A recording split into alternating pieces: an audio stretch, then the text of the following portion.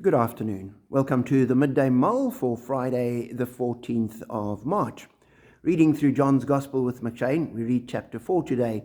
And there's stories of two people that Jesus interacts with. The one who's going through Samaria sits down at a well, and in the middle of the day, a woman comes to draw water. He asks her for a drink, and they start a conversation. Eventually, Jesus asks her to go and fetch her husband, and she says, "Oh, I don't have a husband." And Jesus says, "You said right, you've had 5 husbands, and the man you now have isn't your husband." And she suddenly realizes that here is somebody that has profound knowledge, and what Jesus has been saying gains more weight. She runs into the town and tells everybody. And in verse 39, we're told, many of the Samaritans from that town believed in him because of the woman's testimony. And they came out and they persuaded Jesus to stay with them. And then in verse 41, and because of his words, many more became believers. And so that woman ended up with her testimony having a whole lot of people in the town become believers, despite the fact that she was probably sidelined because of her morality, and also she was a Samaritan, wouldn't have anything to do with Jews.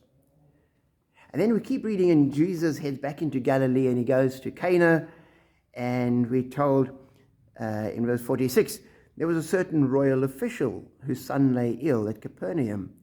When the man heard that Jesus had arrived in Galilee from Judea, he went to him and begged him to come and heal his son, who was close to death.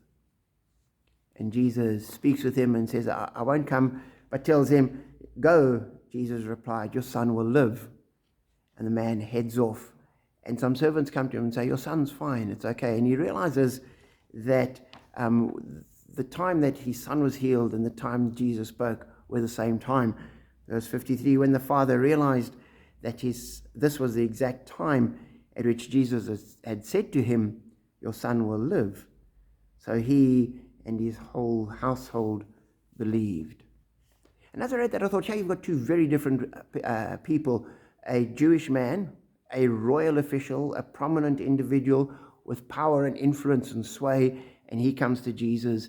And because of his interaction with Jesus and Jesus' ministry to him, he and his family, and no doubt other people, came to faith. On the other end, you've got the Samaritan woman who's marginalized in so many ways, and Jesus speaks to her as well, and her testimony brings people to faith. And it just reminded me that Jesus doesn't write anyone off. Everyone, Jesus will come to anyone, no matter who they are, no matter what they've done.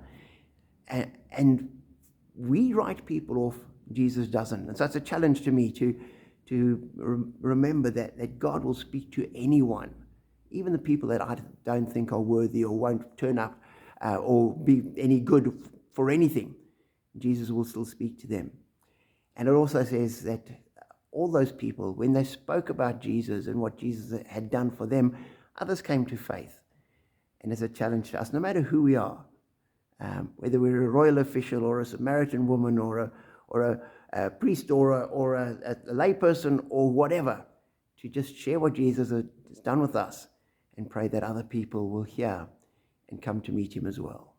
Be challenged, be encouraged, be blessed.